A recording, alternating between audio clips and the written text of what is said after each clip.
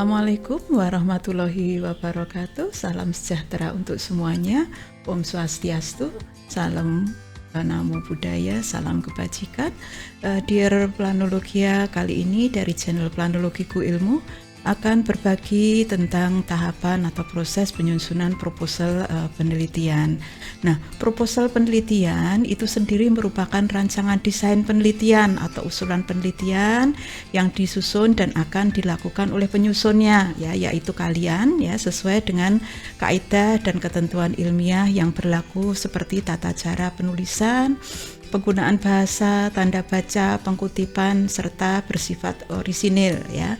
Kemudian proposal penelitian atau proposal TA, proposal skripsi ini minimal berisi permasalahan, ya, dan alasan pentingnya penelitian, tujuan landasan teori, metode dan tata cara langkah-langkah penting penelitian yang diuraikan di dalam skripsi.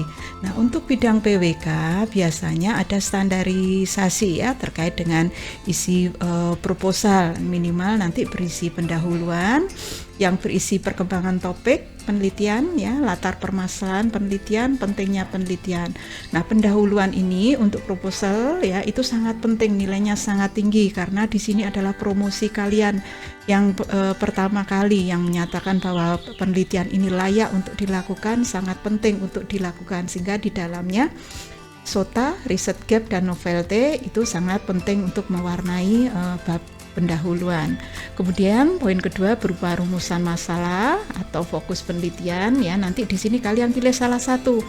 Kalau kalian, ya, mau meneliti hal-hal yang unik, misalkan arsitektur permukiman tradisional, struktur permukiman tradisional, ya, kalian berangkatlah dari fokus, ya, berangkat dari keunikan. Tetapi kalau kalian mau berangkat dari misalkan masalah kemacetan, masalah RTH dan yang lain-lainnya, atau masalah yang belum terselesaikan, berarti kalian pilih yang rumusan permasalahan. Kemudian kajian pustaka yang berisi teori dan konsepsi dasar serta hasil simpulan kajian yang minimal nanti di sana dari hasil kajian pustaka kalian bisa mendefinisikan operasional konsep atau tema, ya, dari judul kalian, ya, mengeluarkan parameter atau kriteria dari konsep judul kalian. Kajian pustaka ini sangat penting, ya, dan ini nanti yang menjadi landasan pemahaman bersama kalian yang menulis dengan pembimbing yang membaca, ya, dan orang lain juga, ya, tentunya. Kemudian metode penelitian nanti minimal berisi, ya, tentang lokasi penelitian kalian di mana, waktu penelitian kira-kira berapa bulan, pendekatan yang kalian gunakan, konsepsi penelitian beserta parameter dan variabelnya, alat penelitian, data dan informasi yang nanti kalian butuhkan di dalam penelitian, rancangan teknik perolehan dan pengolahan data, serta rancangan teknik analisis, ya. Di dalam penyusunan metode ini, kalian sebagai peneliti, ya, calon peneliti, kalian itu sudah harus paham, ya, langkah-langkah yang kalian lakukan itu apa saja, kalian butuh apa saja, dan nanti alat analisisnya apa, itu kalian sudah harus paham, ya, sehingga nanti akan memudahkan kalian di dalam melakukan penelitian. Kemudian ada tambahan lagi terkait dengan rancangan daftar isi, daftar pustaka, dan lampiran. Nah, khusus untuk tahapan penyusunan proposal sendiri secara umum bisa kita bagi menjadi 4 tahapan, ya. Mulai kalian nanti memilih bidang ilmu, ya, subtema, ya, membaca, ya. Kemudian merumuskan gap penelitian, ya, dan menyusun rancangan penelitian itu sendiri. Nah, pada tahap 1 ini, ya, bidang ilmu yang kalian pilih, yang kalian minati, selalu saya ingatkan, sertai dengan membaca secara intensif dan ekstensif terkait dengan nanti kira-kira ekspektasi kalian besok mau jadi ahli di sub bidang apa dari bidang PWK, ya. Kemudian kalau kalian misalkan ikut penelitian dosen, ya, kalian sebenarnya bisa kembangkan dari beberapa materi yang ada di penelitian dosen yang belum dikaji, ya. Kemudian kalian datanya sudah ada, ya, dari hasil penelitian itu kalian bisa kembangkan, ya. Kemudian, ya, kembangkan ini dengan membaca, mengkaji, menganalisis pustaka untuk memfokuskan tema dan mencari ujung tema. Jangan kalau suka kemudian sudah berhenti, ya, tetapi kalau suka perdalam dengan membaca dan membaca ya. Kemudian nanti ketika kalian sudah membaca banyak artikel ya untuk mencari peluang penelitian ya, kalian perlu susun kronologisnya, hubungannya. Tidak cukup hanya menyusun yang namanya tabel keaslian penelitian ya, tetapi di sana kalian identifikasikan isunya, fenomenanya, permasalahannya, peluangnya ya. Nah, di sana nanti itulah yang nanti akan bawa kalian pada yang namanya riset gap dan novelty ya. Kemudian pada tahap kedua, dengan hasil membaca tadi ya, kalian coba catat poin-poin penting dari banyak literatur, dari banyak buku, jurnal ya.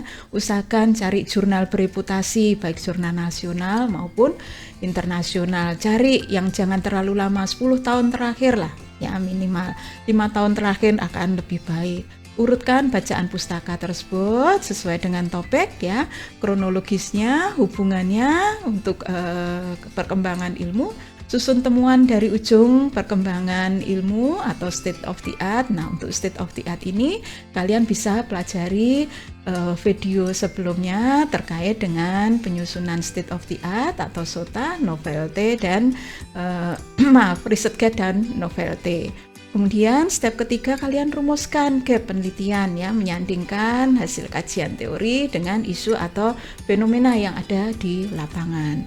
Nah, kemudian tahap ketiga tadi, kalau kalian sudah merumuskan riset gap ya, kalian bisa menyandingkan dengan kajian di lapangan ya, dengan isu ya yang ada di lapangan. Nah, di sana kalian bisa perdalam menyusun yang namanya permasalahan. Kita tidak bisa bilang sesuatu itu bermasalah kalau kita belum tahu kondisi ideal atau baiknya. Yang di sini yang dianggap ideal, yang dianggap baik di dalam penelitian deduktif itu adalah teori ya. Sehingga kenapa di sini teori itu dijadikan landasan berpikir di dalam penelitian deduktif.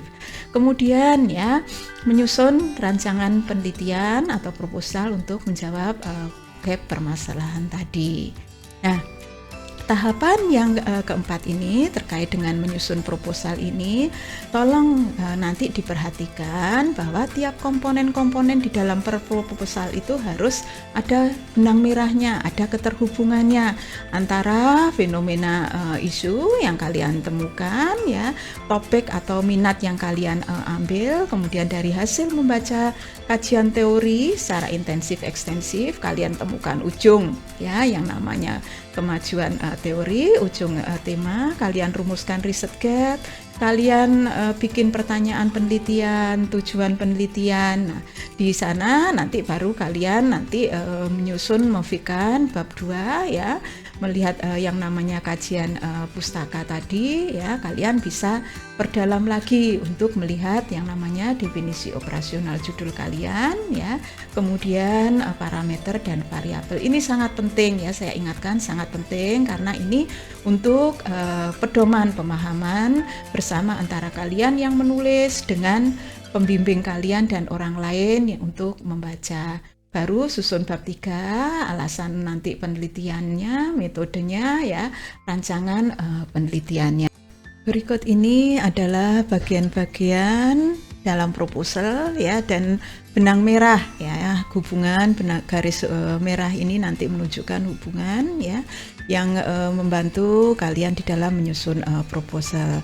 Jadi setelah kalian temukan fenomena atau isu, kalian merumuskan sebuah topik, cari ya, perdalam topik tersebut dengan kajian pustaka, temukan ujung kemajuan teori, rumuskan gap rumusan masalah, pertanyaan penelitian, tujuan penelitian ya. Di bab 1 kalian bisa rampungkan ya kajian pustaka yang sudah kalian ringkas tadi, susun dengan baik ya, cari ya yang tadi yang keterhubungannya, kronologinya ya, itu nanti sebagai bagian ya dari upaya kalian mendefinisikan yang namanya judul kalian, merumuskan parameter dan variabel di bab kajian teori ya. Kemudian selesaikan bab 3 dengan tambahan alasan, pemilihan metode, rancangan penelitian ya, dan nanti poin-poin penting ya yang sesuai dengan standar untuk penyusunan proposal riset di PWK yang diuraikan pada beberapa slide di atas tadi kalian sempurnakan. Itu saja yang bisa channel Planologiku sampaikan pada sesi kali ini. Semoga dengan adanya panduan singkat ini hal-hal yang kalian selama ini pikir sulit ya menyulitkan menjadi mudah dan kalian bisa menempuh ujian metodologi riset dengan baik. Kurang dan salahnya kami dari channel Planologiku mohon maaf. Wassalamualaikum warahmatullahi wabarakatuh.